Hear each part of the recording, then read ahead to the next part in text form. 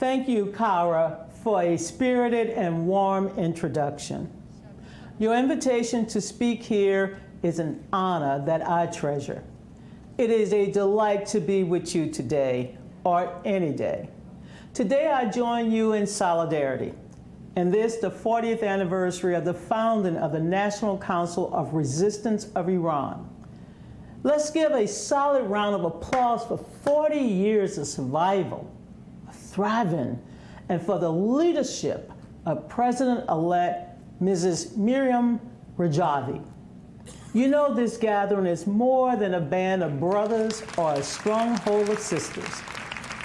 It is a fellowship of family, of a people who believe in human rights and freedom for all. I am here not just in gratitude for sharing this occasion. I am here in humility. The humility that comes from observing your remarkable courage and leadership.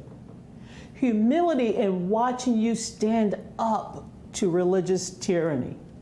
Humility for your firm resoluteness in seeking a secular state. Humility for your advancement of human rights. Humility in measuring your passion for freedom. Humility for your quiet embrace of humanity's equality. Humility for your forthright defense of the rights of women and girls. And yes, humility for your persistence in seeking a nuclear-free Iran and a nuclear-free world. Indeed, you are an example for the world, including the United States, to emulate. Indeed, you have so many friends here in America, and allow me to mention two great patriots who believed in your cause. They were outstanding public servants, a Democrat and a Republican who have supported NCRI. We should mention these men because despite their different upbringings and the current difficulties to bridge political differences and working together, they represented the bipartisan spirit in the United States Congress and public life for your efforts. I knew the late John Lewis, the congressman from Atlanta, Georgia. We miss him. He was active in the civil rights movement at the age of 17. He was one of 10 who spoke at the 1963 historic March on Washington, where the Reverend Dr. Martin Luther King Jr. delivered his famous I Have a Dream speech. John Lewis was the last of the 10 to leave us in 2020. We miss him and continue to mourn his passing. I want to quote from an address that John Lewis made at the United States Capitol building to Iranian activists in 2010. His words are as relevant now as then because the struggle for civil rights and human rights was lifelong, as it may be for those here present today. He said to this gathered Iranian activists, he said, and I quote, "I come here to say to you, never ever give up, never ever give in, and never ever lose faith. I got arrested 40 times, went to jail, beaten, left bloody, and unconscious on the Freedom Rides. I had a concussion of the brain during the march from Selma to Montgomery, Alabama on March 7, 1965. But we didn't give up. And people who support the people in Iran, and those of you who live and reside here in the United States of America and around the world must never, ever give up. Continue to press forward for your brothers, sisters, uncles, aunts, for your mothers and fathers and grandparents and great-grandparents. As long as the people of Iran are denied their basic rights as human beings, people all over the world are denied their rights.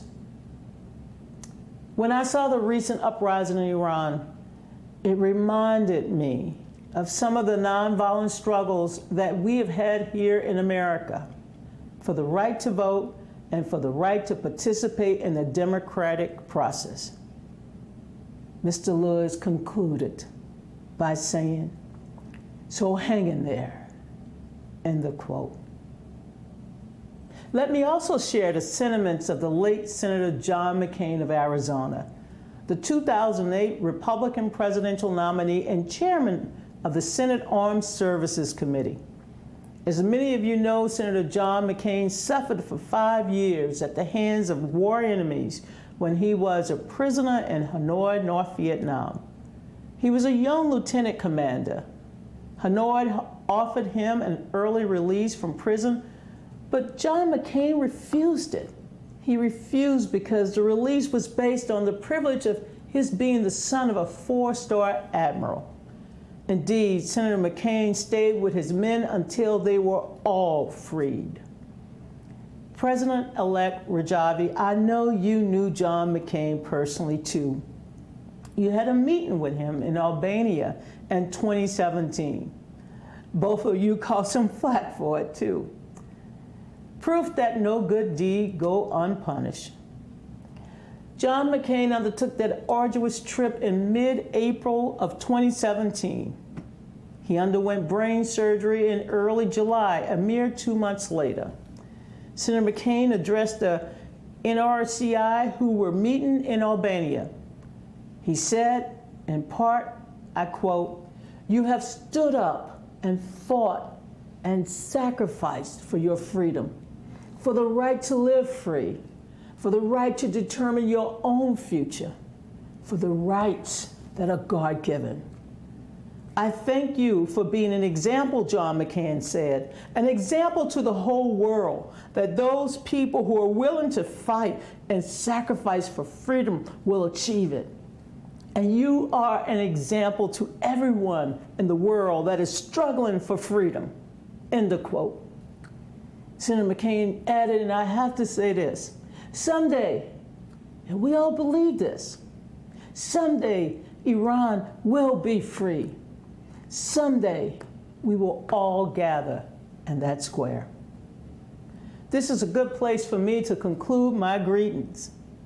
The struggle for self-determination, equality, and human rights is often hard and always, always long. Never give up. Never give up. You should never forget that when you are on the side of universal equality, that you are on the side of truth. As Dr. Martin Luther King taught us, the arc of the moral universe may be long, but it bends toward justice.